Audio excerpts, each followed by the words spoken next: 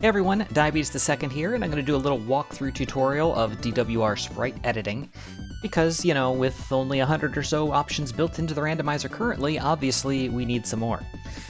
In the past, this was a more difficult task that required specific technical knowledge to implement. However, a program developed by someone in the community does a lot to streamline that process and make it approachable for just about anyone to pick up in a few minutes. That said, let's start this chat about graphical modifications with some plain white text against a black background. Everyone loves slide decks, right? I promise I'll try to be brief. So, getting started, these are the tools that you're going to need to create and implement a sprite. First, a graphic editing program, Paint, Sprite, GIMP, whatever your preference is, where you're going to create your sprites and then arrange them into a template. Second, the DWR Sprite Importer tool by Avodroc, which is available in the DWR Discord.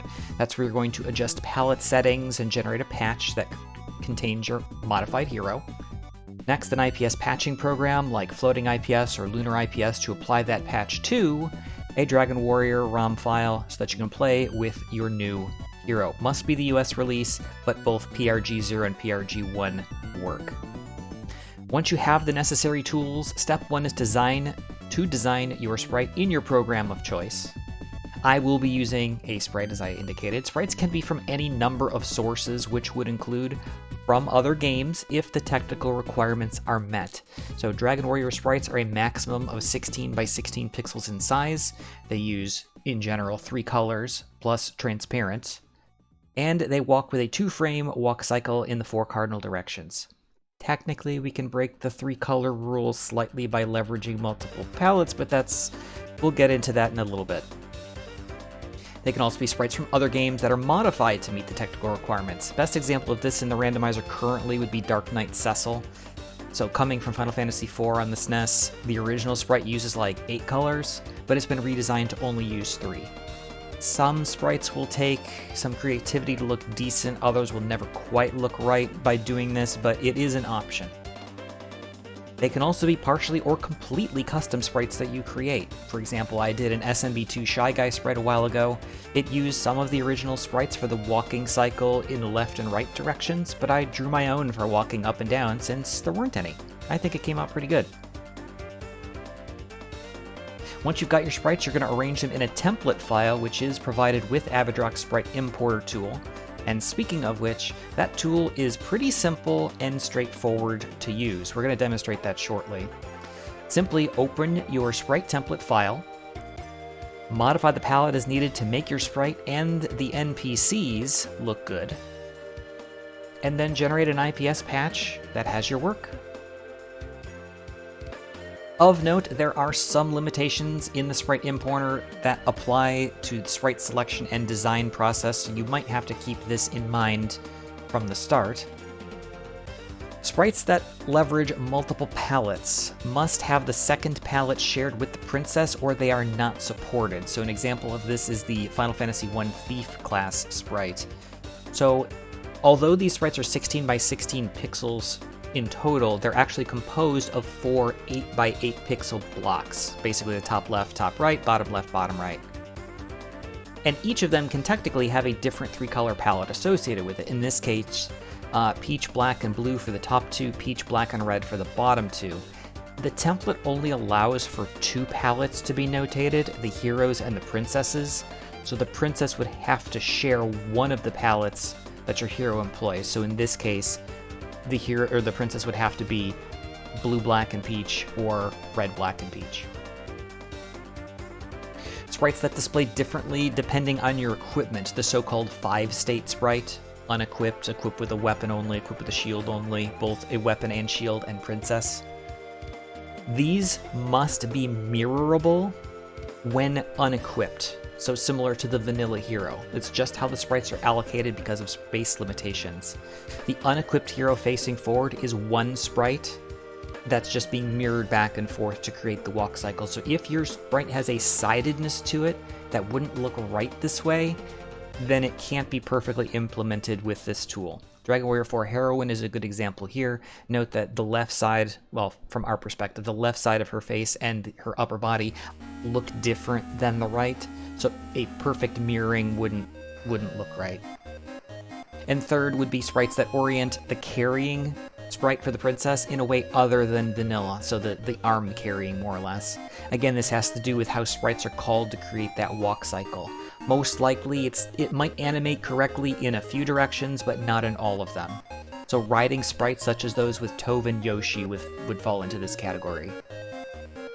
That said, these limitations can be overcome, but some additional tools and knowledge are required to make them work. So you'd more or less have to fall back on the old manual way of importing graphics, modifying code to correct the issues. So unless you're comfy with looking at tables like this one to find memory addresses and edit hex code, probably not the best option.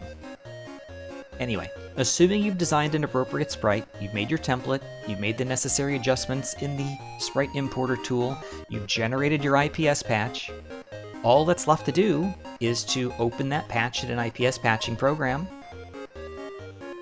and apply it to a Dragon Warrior ROM file. I would advise making a copy of your vanilla ROM first to ensure you don't overwrite the original file. And then, it's time to play video games. So perhaps this was a bit of a long introduction, and it's yet to actually demonstrate how any of this works, but I think it is important to understand what exactly you need and what you can do with this before jumping in to avoid problems and frustrations, etc. Anyway, let's go ahead and get to work. So we're going to head over to a sprite to start. This is just, again, my choice of program, at least for this demonstration purpose. And we're taking a look here first at the template file. This is a 5-state template. We could also look at the 3-state template. So these are provided with Avodroc's DWR Sprite Importer tool. This is basically what the program is going to use to understand which sprites it's looking at and where they need to be placed in the ROM. So we're basically just kind of putting our work into this template. Couple things here. Although these are 3-state, I typically would think of them as more 2-state. Really, we just kind of have our solo hero in the top two. Technically, these are shown as if the hero is unequipped and then fully equipped. Again, I typically would think of these or use these as just unequipped and then bearing the princess, carrying the princess. Note also the palette up here, so these 3 blocks are going to basically tell the program what to interpret or how to allocate colors from your sprites. So palette 1 is that for the hero, palette 2 is that for the princess. Again, this is also why we can only use these 2 palettes to leverage, as we talked about the limitations a bit earlier. For the 5-state template, it looks a little bit wonky, but this is how things are oriented and arranged in the ROM because of space limitations. So in order to cut corners, you know, certain things will be reused, like this half of the sprite when you only have a sword. You know, if I don't need to have a sword and shield back sprite when I can use this side of this one and combine it with this side of this one, and it creates the correct sprite. Some of these blank spaces may also be sprites of different types, or of different things. The king, the dragon lord, etc. So these are spaces that are allocated otherwise. But this process would be the same, that you would just need to plop in your hero sprite in the appropriate orientation in each of these blocks to make things work. Same thing with the palette selections up here at the top. So those are the templates that we're working with. I like to make a blank template. I'm also going to be doing a 3-state, or like I said, I think of as a 2-state sprite here. I like to do this because it's a little tedious to go in and select and delete every single time all the hero data. So I just make a blank one and then rename that file for what I'm going to work on. Today we're going to do a Final Fantasy III Scholar job class sprite. I also do the same here for the princess, and I will note, again, I'm a little particular about this kind of thing, but I also take a moment to get rid of the hero's feet here, and we will go through and actually make the correct feet or bottom half of the sprite given the hero that we're going to be working with. Not strictly necessary, although I will say most sprites that don't do this can look a little wonky if you've got like an anthropomorphic animal sprite type of thing, and it's got the hero's big boot print underneath it. It's like, that doesn't look quite right. Like, this is a white mage. I should see a white mage foot at the cloak at the bottom. Anyway, I also do it here for the back sprite for the princess because it can be a little bit difficult. So basically I just kind of cropped the hero out, and then we just paste our fresh hero over the top and then make the appropriate color modifications, and then we're done. So since this is going to be a sprite that already exists, it's not one I'm going to generate completely out of thin air, or otherwise, I pulled a sprite sheet. I grabbed this one from Spriter's Resource. Fantastic place to go if you just want to get sprite sheets. Usually have all the different colors and annotations for everything. In this case, we're going to work on the scholar down here. But a good example that we talked about earlier, like the Final Fantasy I thief, the Final Fantasy III thief has the same problem. Note that we have 4 different colors here in these sprites. The top half of these sprites is leveraging black, peach, and red, whereas the bottom half is leveraging black, peach, and green. So the princess would have to share one of these two if we were to try to implement these sprites. So this is a limitation. Anyway, for the scholar down here, we're going to zoom in a little bit just so we can more easily select what we need. But it's really just these walking sprites right here. We've got our front facing, we've got our rear facing, and then we've got our side facing, which we can just mirror to have the hero look to the right. And really, it's as simple as copy and pasting. Again, here for a sprite, or whatever your graphical editing program is, you're going to have a list of various tools. Here in this case, we have our rectangular marquee tool, our selection box, if you will. We're just going to select our thing. I'm going to hit my copy hotkey. I'm going to go over to my template sheet. And I like to have this open just so we can see the hero facing forward, then left, then back, then right. That's the order of operations here. And we're going to be putting them into this template in the same way. Oh wait, there's a problem. Does anybody know what the problem is here? It's not necessarily super obvious, but it does come into play when specifically a hero sprite that you're trying to import leverages the color black. So note that the background color here for the template is also black. So in order for the program to not interpret that as transparent when it uses the importer tool, we need to modify the sprite slightly so that pure black is not one of the colors that's used. So if we hop back over here, again, will be different based on your program of choice. If I go up here to edit and replace color, I'm going to select the black color that is making up a lot of these sprites, and I'm going to change it to a slightly different, like dark gray color. So it doesn't look like I've changed a lot here, but if we pull that same... Which sprite do we have? I think I pulled this one for some reason, but if we now copy and paste this one over, note that the color is slightly different and you can actually distinguish that dark gray from the black in the background. The program will be able to do so as well. And then we just kind of hop back and forth and do this over and over again until we have all of our sprites carried over. Everyone's favorite, copy and paste, right? Easy game.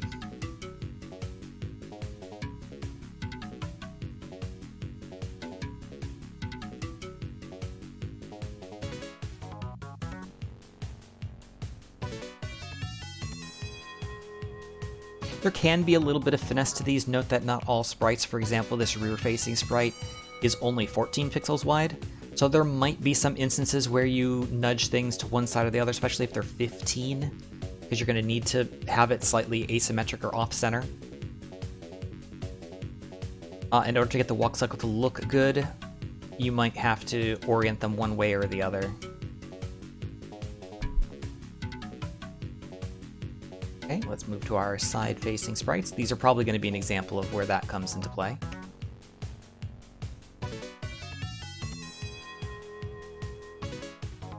So again, note that this one right here, it's 15 pixels wide. I'm going to push it up to the front, but we'll compare it to the more upright sprite, which I believe is actually even narrower. Yeah, it looks like it's only 14. So one thing, I don't want to create too much head bob or movement back and forth where it looks like the whole sprite is jostling back and forth when it's walking.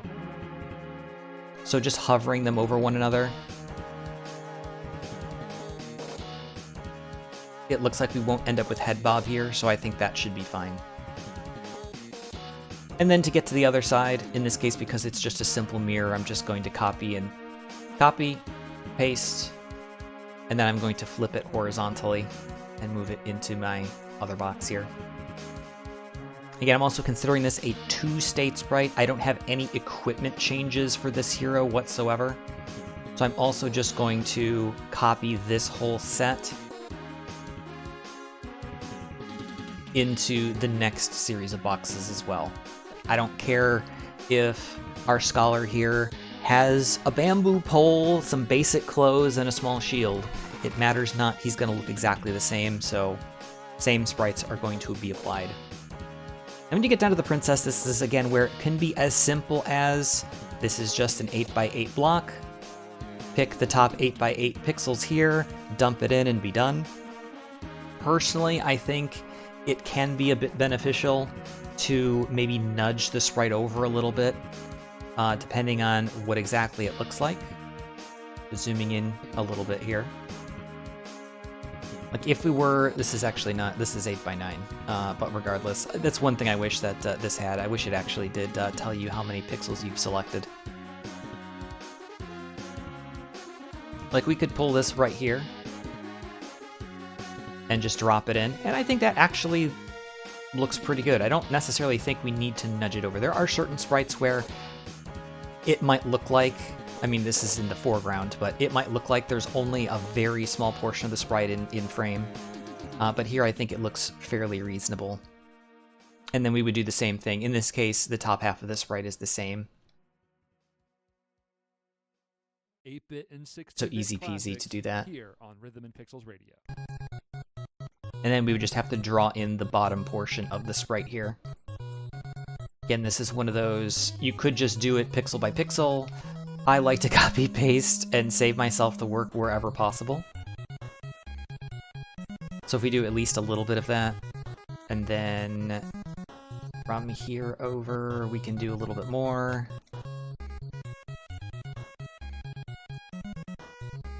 And then we're going to adjust the colors as we go. From there, I think we can probably just draw the rest. And all I'm doing is basically translating this portion of the sprite down here.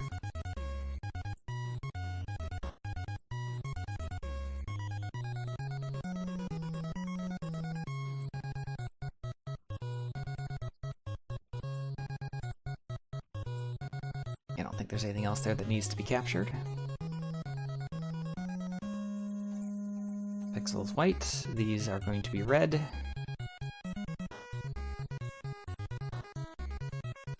Oh, I missed one down there. And this is the portion that can be quite tedious. Again, if you don't care as much how it looks, if you don't mind the hero's foot down there, it's a lot easier and faster to just leave it as it is.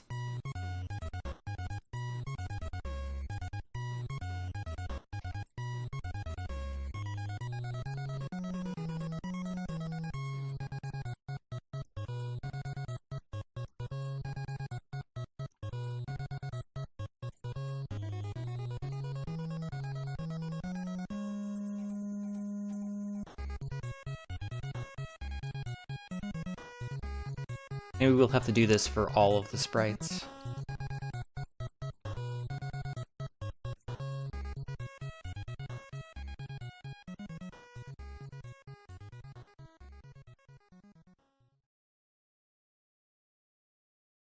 Again, one thing I will note here is that this obviously, as it looks, is not possible.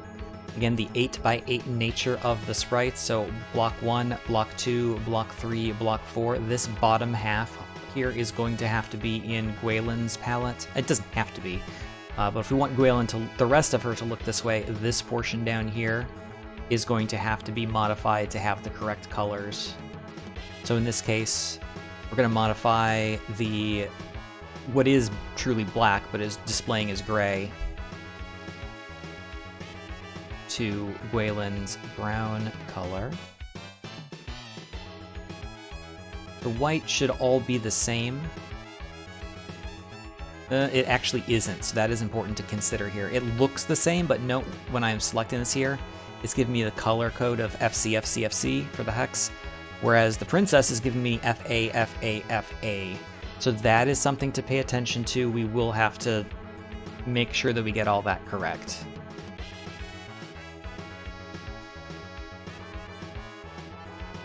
So that is another annoyance with this, is that the program will detect that those are two independent and different colors.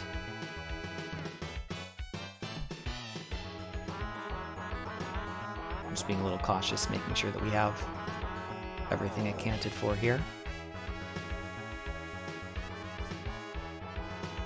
And then we're going to change the red color. I didn't do the white over here, did I? The red to the more of the flesh tone.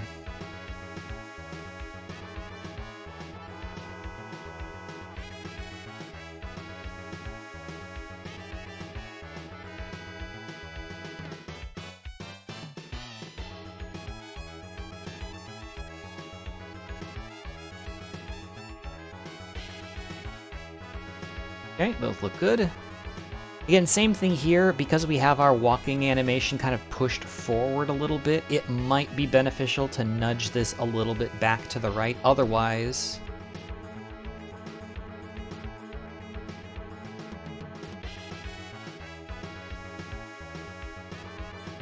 that's not right. There is that. Otherwise, we're only gonna... I didn't copy it, but... Otherwise, we're only gonna have this, which is fine. But I think if we nudge the sprite back a couple of pixels, it's gonna look a lot better. So I'm not necessarily gonna nudge this one. I could, but I'm not going to. I'm just going to select a little bit further forward. And then I will accommodate the bottom half of the sprite by shifting that also a little bit to the left. And these are slightly different, but we're still going to we're going to cut 2 pixels off the back end here and do the same thing. Is that right?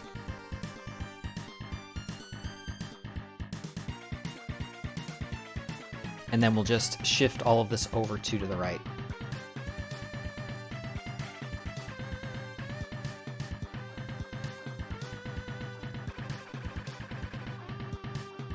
Instead of being over here, we shifted 2 to the right.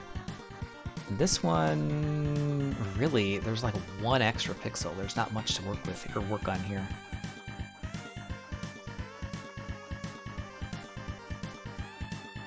And then this one, there'll be a little bit more.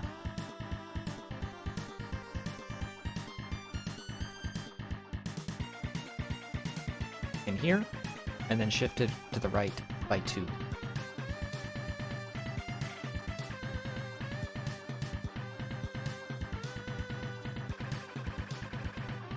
We got 2 there.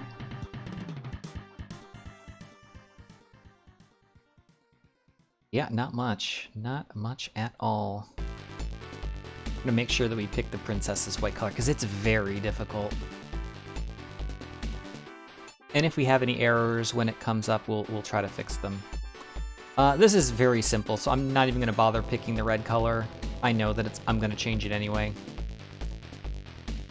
It's pretty easy to discern. You could also just do that when you're doing this in the first place. I just like to do it with the correct colors first to make it clear. And then you, and you. The color replace tool can also be really, really helpful for this, for discerning those very, very, very slight differences. Because I didn't do that at first, there may have been some stray pixels, but anyway. For the rear-facing sprites, instead of copying these ones right back, because these are going to include the black background at this point, I'm going to hop back over to my sprite sheet and copy them from here, because these have a transparency background. So I will be able to dump them directly on top of Gwaelin here. And then I just need to modify the same way I did the bottom half of these sprites to Gwaelin's palette. I'm going to take the Gwaelin's areas and change them to our Scholar's palette. And we'll do that with both of these.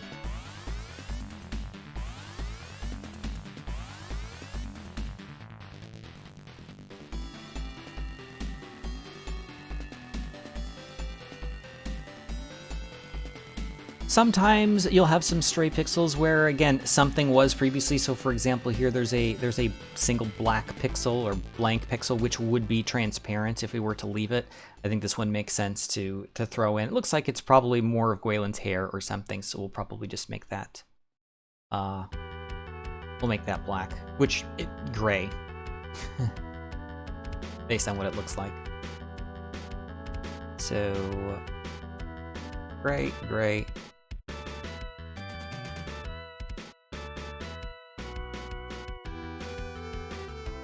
Flesh tone becomes red. And then white we still have to sort of work on here because, again, it is a slightly different color. Making sure we don't have any stray pixels that don't get included. Okay. So there are our rear-facing sprites. Now we just have the ones on the right. Same thing as our left-facing sprites. We probably will be better off if we pull the sprite backwards a little bit. And even looking at this, I probably could, because this the standing more upright sprite is multiple pixels from the edge here, these probably both could be just shifted one to the left and have it this way. It won't affect anything else. We'll have to recolor this, but that's fine.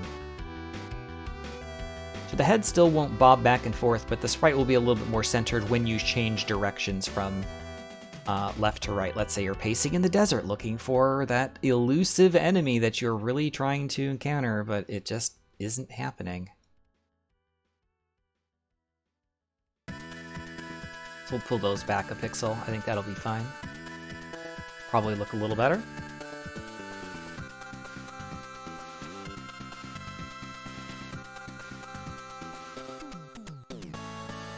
And then same as before, we're just going to be copy and pasting things down. In this case, I don't want to go too far because you start to crop out parts of the sprite. Like, we could push this side back too, but unless we want the whole head jostling back and forth, it doesn't make sense to pull this one back too if we're not also going to pull this one back too. We might just cut one because there's only one pixel that we're cutting here. So we could probably do that and it would be fine.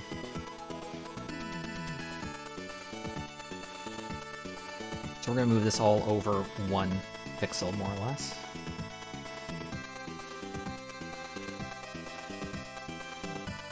And then again, we're just redrawing, or in this case, it's a little bit easier to copy-paste because it's a nice rectangle.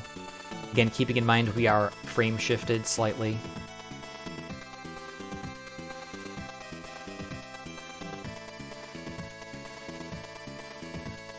Although it doesn't matter, we could just copy the whole thing if we really want to, because it's just, oh, well, I guess not the whole thing, because otherwise our black edge will override.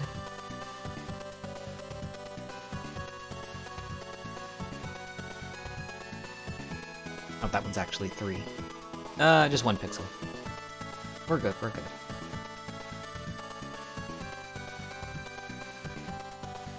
Again, same issue here. This portion that's on the bottom here will need to be modified to be in Gwaelin's palette, so we'll just make that quick adjustment.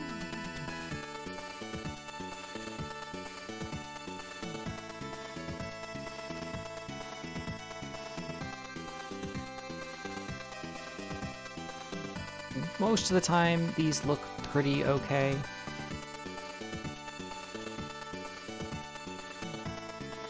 Some can look a little bit wonky with color changes midstream, but what are you gonna do? Alright. Well, that was fairly quick. So that's what our sprite sheet now looks like. We have one more thing we need to do over here. You probably guessed what it is, and that's adjusting the palette up here. So Princess Sprite we did not change, so that should remain exactly as it is. We just need to change the colors here that correspond to those that are associated with the sprite. Really, it doesn't matter. Technically speaking, when I open this in the importer tool, it's going to revert back to the vanilla colors anyway, and we're going to change them. So it doesn't matter. It's really more just for our visual understanding of what's going on. And then for the program to understand that color, you know, Lodo 1, Lodo 2, Lodo 3 are color 1, color 2, color 3. And Princess 1, 2, and 3 are color 4, color 5, and color 6. It really doesn't like if you use the exact same color between the two. That's why there's like the white and slightly different white stuff. So that is something also to pay attention to. It might be better in general to, again, change the color here slightly to like an off gray, like a light gray color for white, and then a very dark gray color for black, just to make sure you're not overlapping with the palette down here. Anyway, let's just go ahead and modify our colors. Again, I like to try to make it relatively easy on myself in the importer tool, so I'm going to change them such that it's not too different from what I would expect. So I'm going to go with a kind of your skin tone here is white, so I'm going to drop that one here. The red color is more of an accent color in the middle one. And then the black outline, just because the blue is the darkest anyway, that's what I'm going to go with there. It really doesn't matter, but as long as all the colors are in there and appropriate. So this right here should be the finished template for a quote-unquote 3-state, my interpretation 2-state sprite. So I'm going to go ahead and save that. Again, if you just have the blank template, obviously you'd want to save it to something unique so you're not overwriting the original file. And then we could move on to the next step, which is booting up Avodroc's Sprite Importer tool. Fortunately, I already have it open, and I just need to flip to a different screen. So this is what the importer tool looks like. It's relatively straightforward. We're going to enter the template location. We're just going to navigate to where the file is located for that. So I'm just going to select my file. In this case, we just did the Final Fantasy III Scholar. So I'm going to select that, click OK.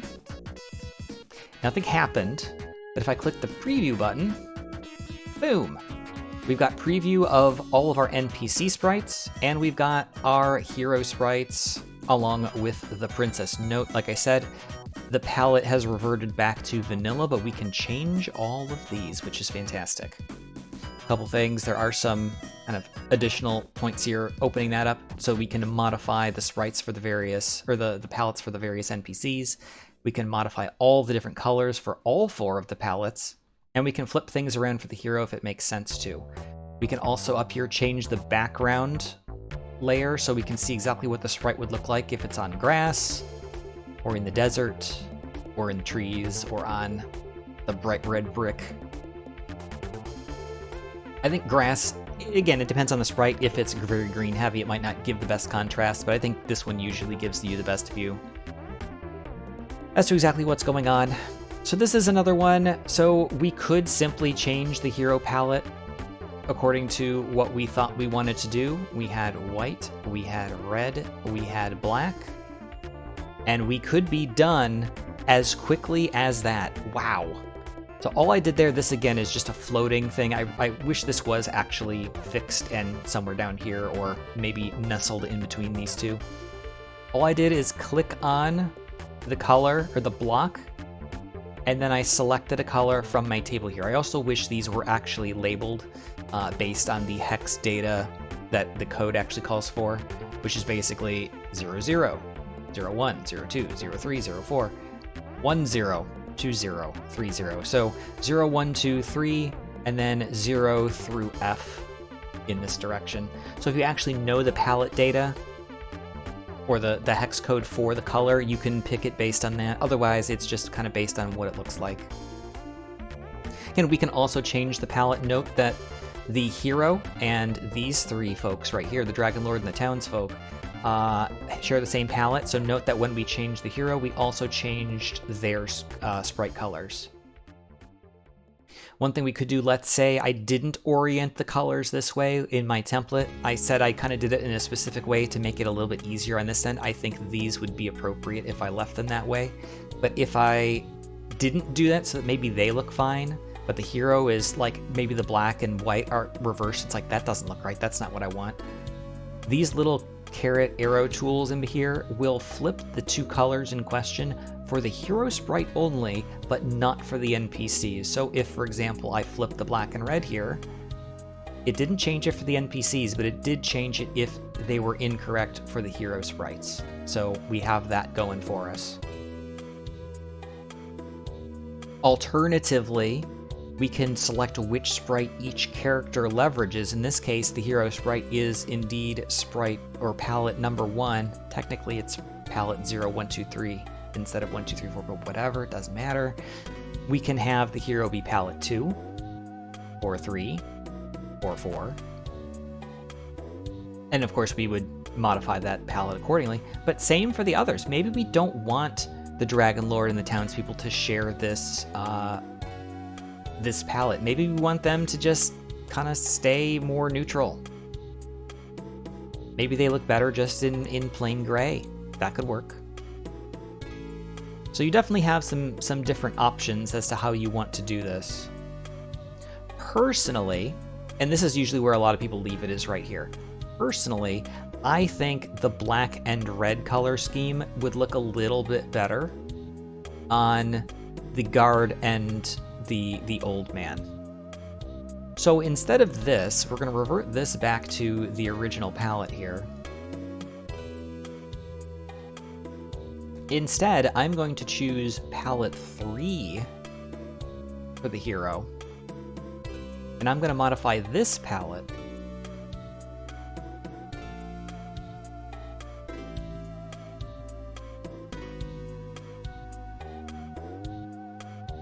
and have my sprites oriented this way. So our townsfolk and the Dragon Lord are still our nice blue and white traditional, but our guards and our old man are instead the ones that are slightly color modified. And again, you can do this same thing. The only problem here with this is if you need to flip these colors around, the buttons aren't here for these. So let's say these guys look right, but the hero didn't look right, or vice versa.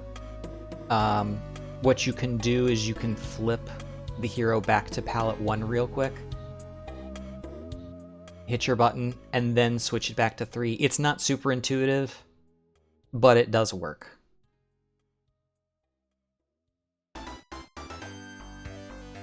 So personally, this is how I think it looks pretty decent. We can see it on all the various backgrounds. I mean, there are a few that are not included. We don't have swamp or barrier tiles, but nonetheless.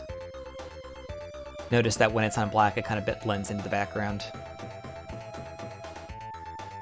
One thing I do want to look for real quick here, are there any stray transparent pixels or any issues where I have that overlying white color and it doesn't look like it? I think we have them all correct. Anyway, so this should be ready to go. So we have a button right here, Generate IPS. Click that. FF3 Scholar. It's kind of funny, it says .png.ips file. That's our patch file. We apply that to a ROM file, and then we can play with our new hero. So this you won't be able to see, but I am going to do that here in the background. So again, this aspect, or this side of it, quite quick, even with a little bit of playing around, because we were just more demonstrating some of the features than we were actually working hard on that import there.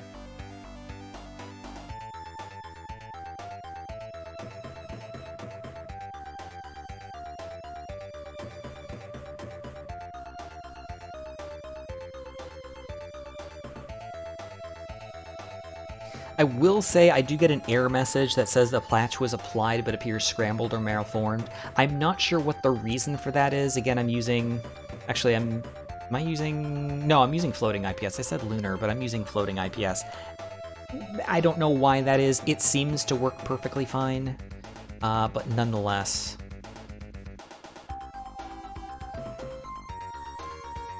So let's head over to BizHawk.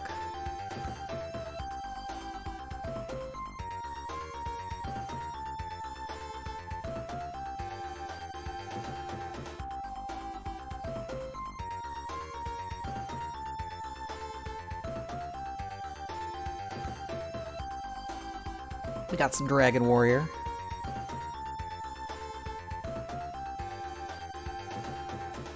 Always got to go with lowercase d. And hey, there's our buddy. There's our scholar. Right from Final Fantasy III into the randomized world, well, vanilla world in this case, of Alefgard. Talking to the king, getting all the details.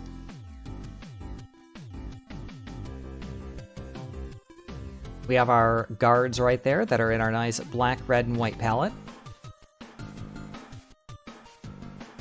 Again, things may look slightly different every... Whoops. You can't take the door. We have to door the door.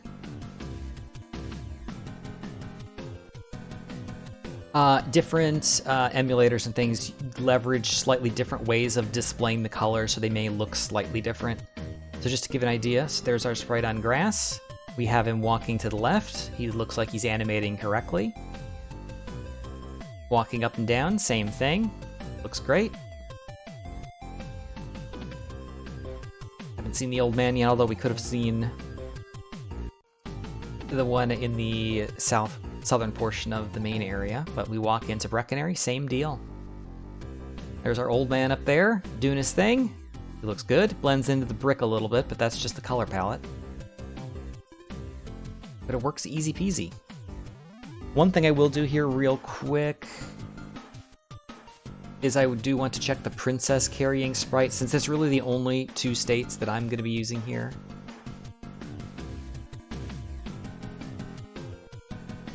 Let me see. So basically I'm just using the RAM Watch feature here in BizHawk to force the princess saved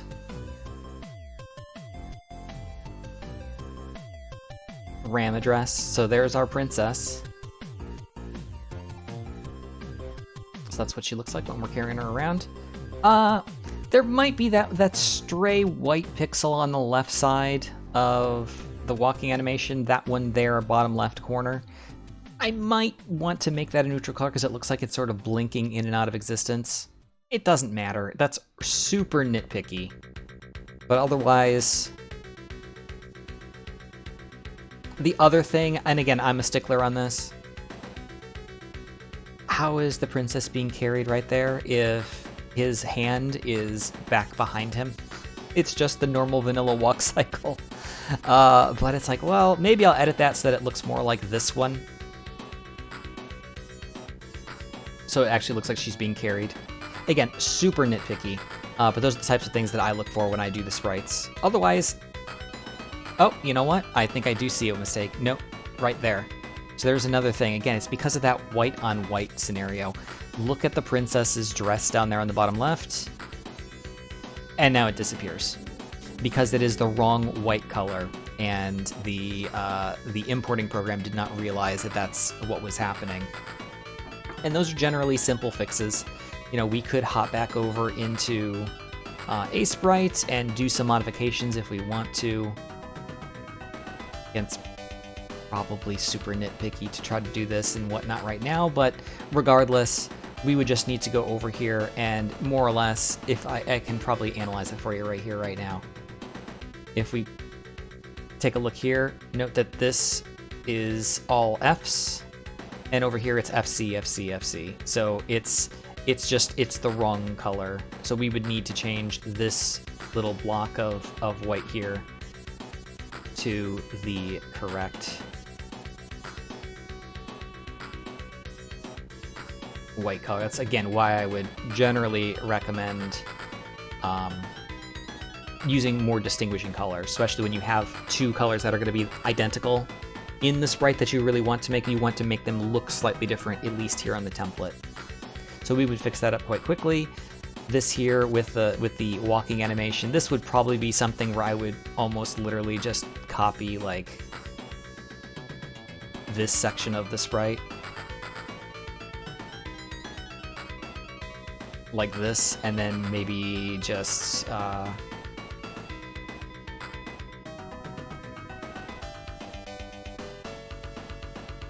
do that or something. So the walking animation is still there, but the hand is still holding the princess. Again, super nitpicky, but maybe I would go back and take a look at that. Same for this one over here. The stray pixel here I don't necessarily love. Actually, was this a blank pixel?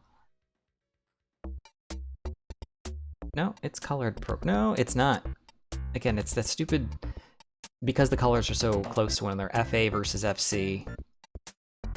But I might change this pixel here to just, let's say, be the brown color. I think that might look a little bit better. A little bit less distracting. Honestly, this one probably could be as well.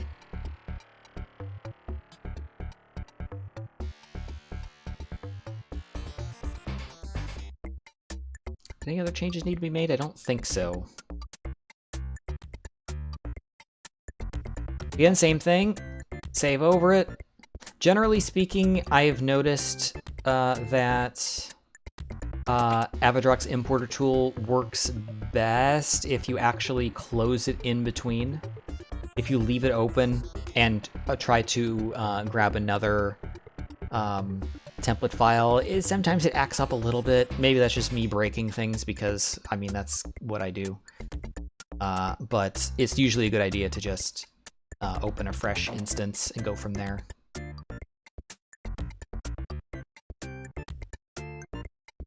Same deal, we go over to the importer, select our file, which once again is the FF3 Scholar.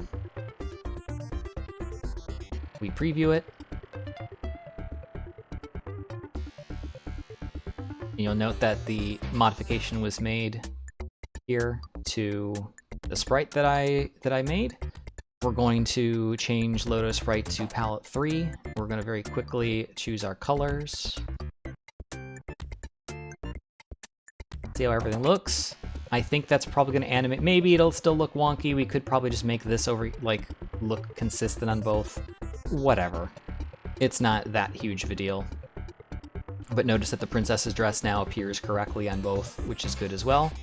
And it should be... I'm going to quickly just delete the patch real quick, just so that there's no issues with overwriting real quick here in the background. I'm going to generate my patch once again. I'm going to apply my patch. Again, you can't see this, but we are doing it here to a vanilla Dragon Warrior ROM file. New one's going to be called ff3scholar.png.rom or .nes. And then we're going to get BizHawk back up, and we'll take a look.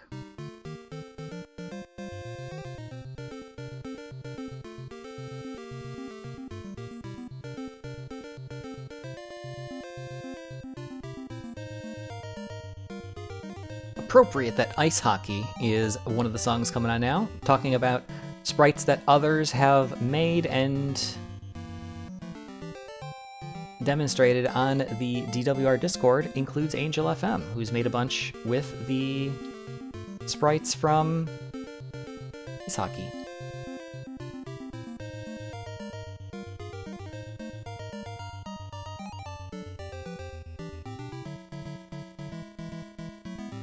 So realistically, I don't think there were so much issue here with the vanilla sprite, so I don't think we need to do much with this. But we will, I will quickly poke the RAM here so that it shows us the correct sprite for the princess.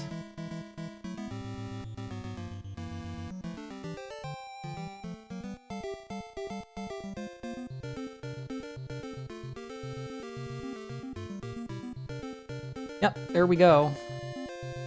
Okay. Okay, her dress doesn't disappear, that's good. And not perfect. I might slightly want to modify that a little bit to make the dress not, again, kind of pop into and out of existence a little bit there on the left side, but I think it's fine. Same thing here, I think maybe the hand animation along the left side could use a little bit, but that's fine. Like, it's fine, it works. It's in the game. That's what's the most important thing. Hey, do you ever want to see what happens when you return Gwaelin to Lorik after like 30 seconds at level 1? You can get Gwaelin's love. Crazy. But we'll also see here that the sprite will revert back to normal appropriately, and Gwaelin will be in the appropriate palette, which is also cool. Dost thou love me, but thou must. Kind of a silly Easter egg, because I'd never seen this before, but when I was testing this, it's like, well, what happens if I have the princess again? I don't know if this is even possible dialogue in the game, but it's not "Dost thou love me, but thou must." If you're carrying Gwaelin and talk to Gwaelin, she gives you different dialogue. Who knew? Very cool. Anyway, there we go. There is our sprite imported using the DWR Sprite Importer tool by Avodroc.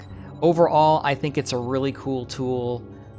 It's simple and pretty straightforward to use and implement. You know, like really, it's a wonderful little program. It goes a long way toward making sprite editing and then applying that a much more approachable task for anybody with minimal or no experience with ROM hacking. Even having that knowledge myself, this tool offloads a significant amount of the tedious and time-consuming aspects of the process.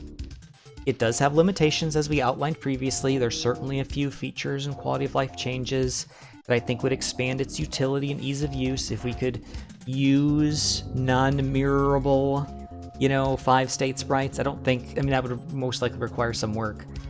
You know, if we could leverage multiple palettes would be wonderful. If we could accommodate for non-traditional carrying sprites, so your princess riding or perhaps walking hand-in-hand sprites style, I think that would be fantastic if we could do those.